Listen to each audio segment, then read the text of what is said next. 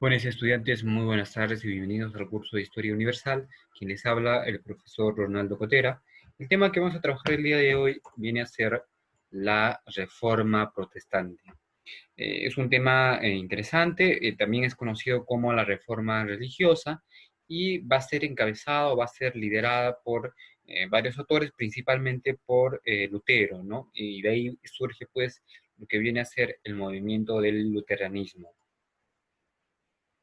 Pero antes de entrar a hablar de Lutero, debemos preguntarnos, iniciar la clase en todo caso, preguntándonos qué es la Reforma Protestante. La Reforma Protestante se va a dar el nombre de Reforma Protestante al movimiento ideológico que va a surgir en el siglo XVI con el objeto de modificar la religión católica, ¿no? Para así pues crear una nueva llamada protestante. Ahora, la reforma tuvo su origen en las críticas y propuestas con la que diversos religiosos, pensadores y políticos europeos buscaron provocar un cambio profundo y generalizado en los usos y costumbres de la Iglesia Católica, especialmente con respecto a las pretensiones de los eh, papas por dominar la cristiandad. También la reforma religiosa fue uno de los aspectos del Renacimiento, puesto que interpretó pues en una nueva forma de la religión católica. Entonces, como les menciono, la reforma protestante entonces viene a ser el cambio que se quiere dar, ¿no? Es un movimiento que busca pues darle una nueva vista, un nuevo sentido a lo que viene a ser a la religión católica. Pero como ya sabemos qué es la reforma católica, ahora debemos preguntarnos cuáles fueron las causas o qué motivaciones llevaron para que esta revolución o esta reforma se llevase a cabo. Eh, ¿No? Primero, diremos lo siguiente, que fue la desorganización eclesiástica. ¿Por qué decimos que fue la desorganización eclesiástica? Por lo siguiente. La vida poco edificante de algunos papas, tales como de Gregorio VII y Julio II, van a tomar pues actitudes guerreras que eran contrarias al espíritu cristiano, y Alejandro VI, que dejó pues dos hijos, César y Lucrecia Borgia, ¿no?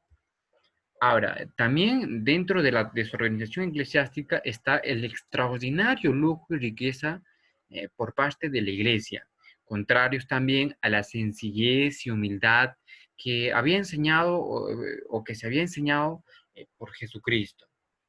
Dentro también de la desorganización eclesiástica, vemos pues lo que viene a ser las ambiciones del alto clero por ocupar el pontificado, ¿no? Habiéndose dado pues el caso de que en la Edad Media existieran tres papas a la vez, uno en Roma, otro en Avignon y otro en Constantinopla, ¿no? Entonces vamos viendo pues el interés por llegar al pontificado por parte de los cleros, del alto clero. Como segundo punto diremos es la mala organización de la iglesia. La mala organización de la iglesia también va a ser otra causal para la reforma protestante. Y esto va a ser debido desde que la iglesia tuvo pues tierras para gobernar y formar sus estados, y los papas actuaron pues no como papas, sino como reyes, mezclándose pues en lo que viene a ser en las guerras y querellas de los estados vecinos, y aumentando de consiguiente el desprestigio moral de la santa fe que se tenía en entonces, ¿no? Entonces, va a desprestigiar entonces todos estos actos debido a la mala organización. Además, hay que tener en cuenta que para sufragar los gastos administrativos, la iglesia va a crear una serie de impuestos, tales como las dispensas, las apelaciones, los derechos de consagración, los diezmos, la indulgencias, que va a ser pues finalmente la que va vamos a ver por qué motivo pues Lutero se rebela contra la Iglesia Católica. El tercer hecho o el tercer acto viene a ser la difusión de la Biblia. Cuando nosotros hablamos de la difusión de la Biblia, hacemos referencia que por este medio de la imprenta lo que permitió es que todos quisieran leer los evangelios para que puedan interpretarlos a su manera, ¿no? Entonces, lo que se buscaba también es que la iglesia imponía una sola interpretación, por así decirlo. Entonces, a los revolucionarios, a las personas que hicieron pues la reforma protestante, no estaban conformes o no estaban de acuerdo debido a los actos que se venían suscitando. Cuatro, se va a deber también a la labor de los precursores. La labor de los precursores va a ser fundamental debido a que en la Edad Media algunos espíritus rebeldes iniciaron el movimiento de la Reforma y merecen, por lo tanto, el título de precursores, ¿no? Por ejemplo, tenemos a los albigenes, ¿no? Herejes que pidieron pues la reforma de la iglesia y fueron combatidos por el Papa Inocencio III, quien organizó pues para perseguirlos el tribunal y justamente haciendo referencia a los albigenes, hacemos pues el tribunal de la Santa Inquisición.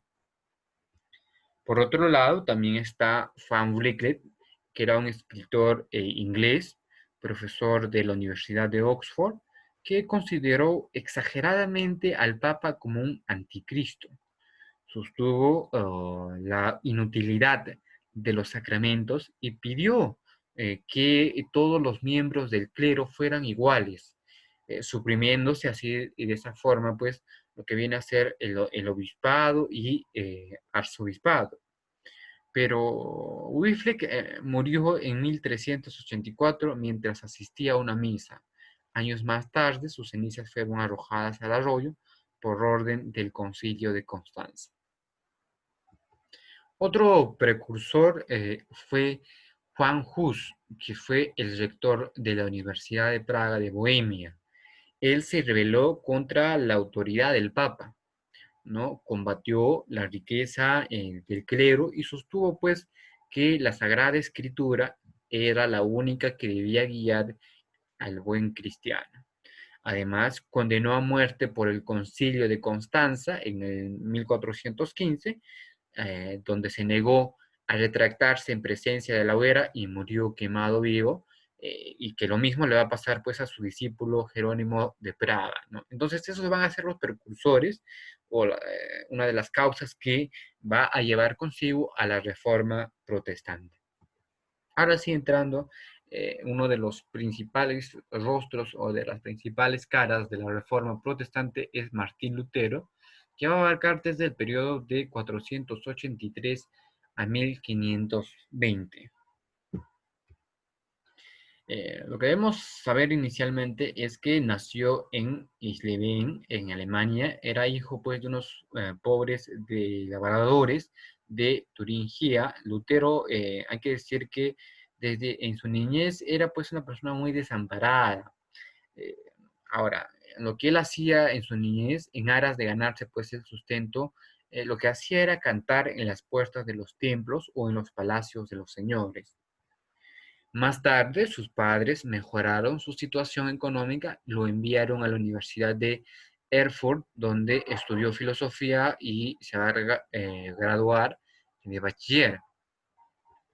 Ahora, lo que debemos mencionar es que su espíritu retraído le hizo pues ingresar al convento de los agustinos, alcanzando el grado de sacerdote.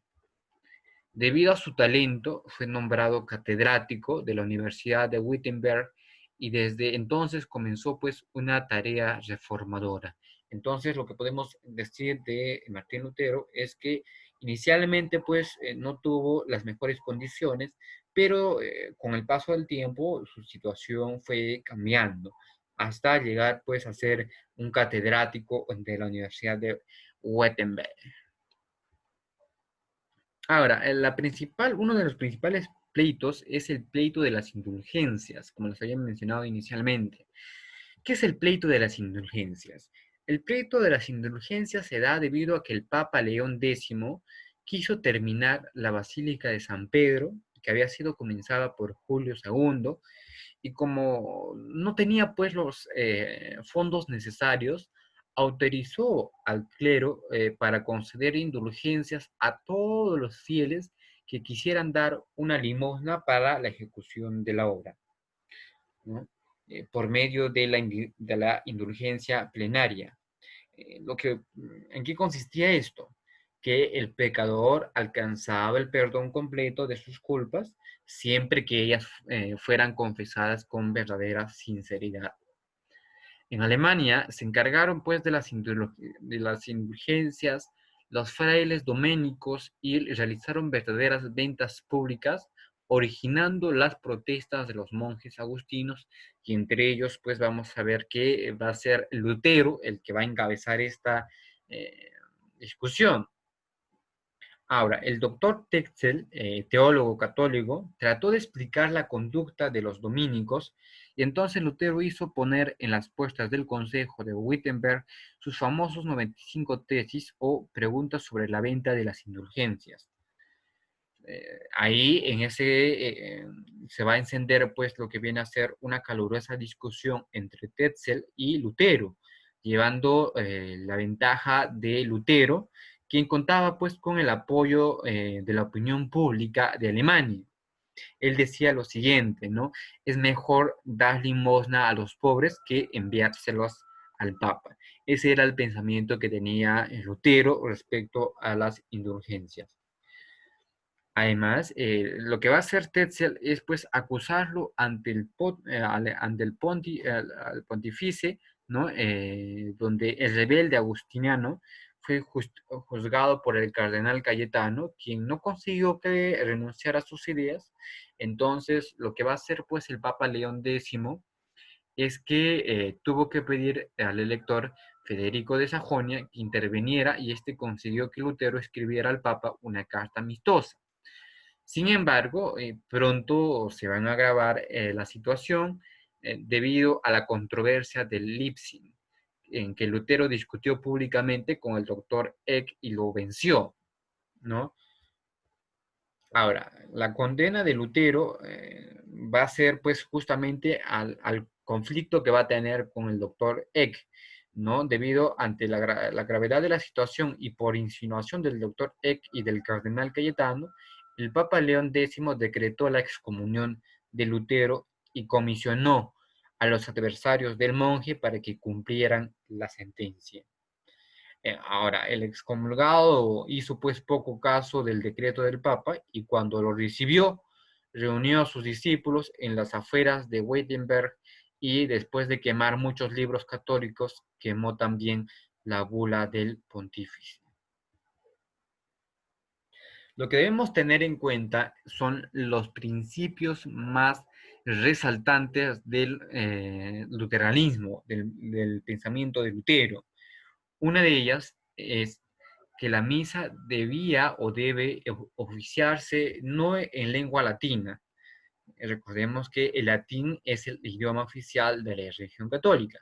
Lo que proponía en todo caso Lutero es que debería eh, llevarse a cabo de acuerdo al idioma de cada país. Además, para Lutero, cada creyente debía interpretar a su modo los libros de la Sagrada Escritura sin tener en cuenta la interpretación de la Iglesia. El tercer principio es que los clérigos pueden casarse para formar hogares que sirvan de modelo a la sociedad, y por consiguiente Lutero pues va a contraer matrimonio con Catalina Bora. Además, el cuarto principio para Lutero es que solamente se admitían tres sacramentos: el bautismo, la Eucaristía y la penitencia, porque para Lutero todos los demás son creaciones del catolicismo. Además, no se acepta que el Papa sea autoridad infalible, ¿no? Además, no se acepta el culto a los santos ni el culto a la Virgen. Se combate además el lujo de la iglesia y se pide que ella recobre su sencillez primitiva. Además, se rechaza la confesión, puesto que el creyente para comunicarse con Dios no necesita pues intermediarios, ¿no? Entonces esos van a ser los principios de Lutero. Hasta aquí la clase del día de hoy, chicos. Espero que les haya gustado. Nos estaremos viendo en la siguiente semana.